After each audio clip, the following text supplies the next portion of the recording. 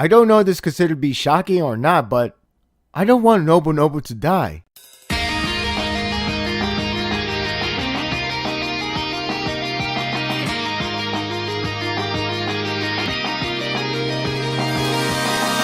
What does it take to be redeemed? Does one man seek for forgiveness, or sacrifice to undo his wrongdoing, or sake of ending karma?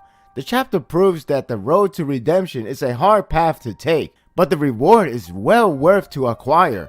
The war has entered the stage of kill or be killed, win or lose, return home alive, or enter home in the afterlife. I was so happy that the chapter continues off from Nobu Nobu and Soyo.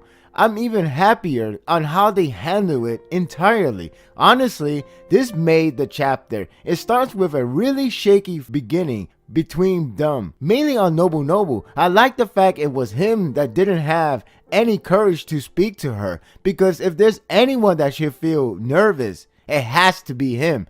I was beginning to feel bad when he gave the radio to Sakamoto to talk to Soyo. Yes, it's Nobu Nobu. That's why I'm surprised as many. Sorochi develops slowly and carefully to make his character understandably develop. It's not like it happened in a flick of a switch. Nobu Nobu has been developing since his first move to redemption in the last arc. Sakamoto handles the briefing to remind us on what we have back in space, which is a good reminder. It's not that I forgot about them. It's good to keep it up to date. It is good to see the Admiral is joining them to fight. It helps that some of the army men from Liberation join with him. Sadly, they just now learn about the ship is about to destroy Earth. It's actually nice to inform us on how the weapon of destruction, Hinogaku Shuchi, was made. It's a cruel irony that it is made by the best tech from all across the universe to agree to destroy Earth, only for them to beg to disengage. We now obtain a countdown of 6 hours before the end. Not only they still have problems back at Earth, they have problems in places they can't reach. It all lies on Sakamoto, Kasura, and everyone else. The turn of event has reached to a level of no return for Ensho, and that's the last case we need for a guy who wields a massive destruction. Usura wants someone to end the world as he wishes, and he indirectly created one. It finally happens that Liberation Army has begun to split apart as people seek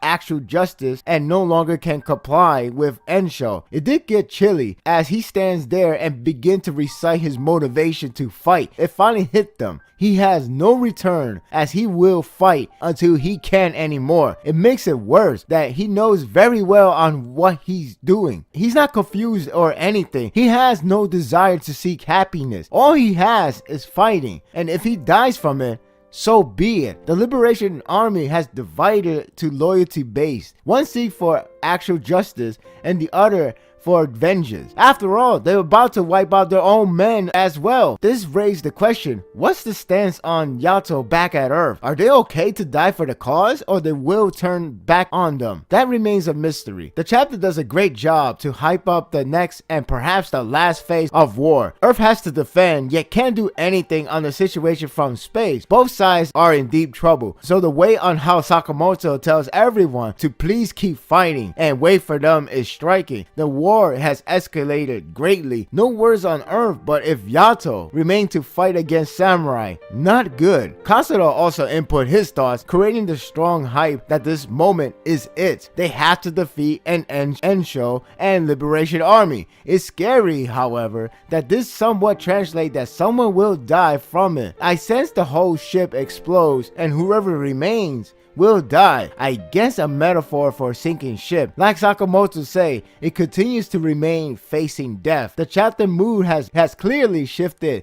to a much serious tone, with one exception that did make me laugh. It does establish that we are getting back to a serious arc mode, so enjoy your last bit of comedy. Ensho doesn't have to show crazy angry reaction to get his message across. His words and blank expression is enough to give you the idea. From this point forward, it's all down to the last hurrah.